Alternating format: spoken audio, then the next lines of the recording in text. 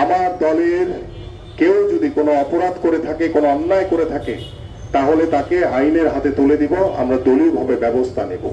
জানা যায় উপস্থিত আমাদের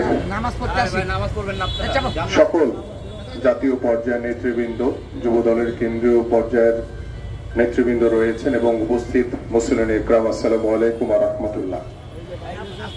আসিফ শিকদার আমাদের অত্যন্ত কাছের একটি ভাই ছিল।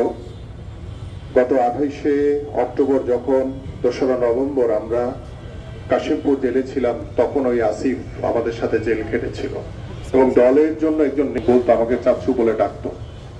হঠাৎ করে আসিফের এই ধরনের যে একটি ঘটনা ঘটেছে, যেটি আমাদেরকে অত্যন্ত মর্মাহত করেছে। আমরা পার্টির পক্ষ থেকে, দলের পক্ষ থেকে ইতিমধ্যে আমাদের সিদ্ধান্ত হয়েছে যে এই আসিফের যে চলে যাওয়া এবং আসিফের এইভাবে যে মৃত্যু, এটার পিছনে কে বা কাহারা জড়িত রয়েছে সেটা সুষ্ঠু তদন্তের মাধ্যমে তাদেরকে অবশ্যই আইনের আওতায় এনে তাদের বিচার করা হবে। এবং আমরা ইতিমধ্যে পার্টি থেকে সিদ্ধান্ত হয়েছে, আমরা লিগ্যাল ওয়েতে আমাদের যে এই যে হত্যাকাণ্ড হয়েছে, যে মৃত্যু হয়েছে, এটার একটা লিগ্যাল ওয়েতে আমরা পার্টির পক্ষ থেকে মামলার মাধ্যমে আমরা সেই মামলার কার্যক্রম আমরা পরিচালনা করব। এবং আমরা চাই যে প্রশাসনের কাছে আহ্বান করব যে যে ঘটনা ঘটেছে, আসিফের যে অকাল মৃত্যু, এটা সুষ্ঠু তদন্তের মাধ্যমে এটার সাথে কারা জড়িত ছিল, কারা এই ধরনের বিশৃঙ্খল আচরণ করেছে, আমরা এটা সুষ্ঠু তদন্তের মাধ্যমে আমরা এটার বিচার চাই। কারণ আপনারা জানেন যে গত 17 বছর দীর্ঘ ওই স্বৈরাচার আমলে বাংলাদেশ জাতীয়তাবাদী দল বিএনপি এদেশের সাধারণ মানুষকে নিয়ে প্রত্যেকটি আন্দোলন সংগ্রামে সবার আগে রাজপথে ছিল।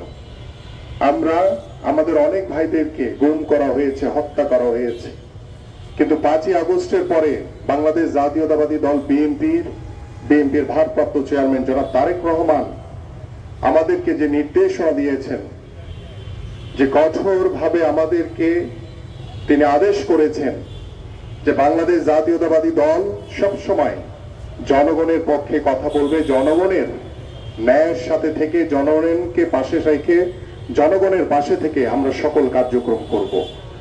আমাদের মাননীয় ভারপ্রাপ্ত চেয়ারম্যান বলেছেন, যদি আমার দলের কেউ যদি কোনো অপরাধ করে থাকে, কোনো অন্যায় করে থাকে, তাহলে তাকে আইনের হাতে তুলে দিব, আমরা দলীয়ভাবে ব্যবস্থা নেব। কিন্তু সেই আসিফকে যদি ওর কোনো যদি অপরাধ থেকে থাকতো, সেটা আইনের হাতে তুলে আইন তাদের বিচার করত।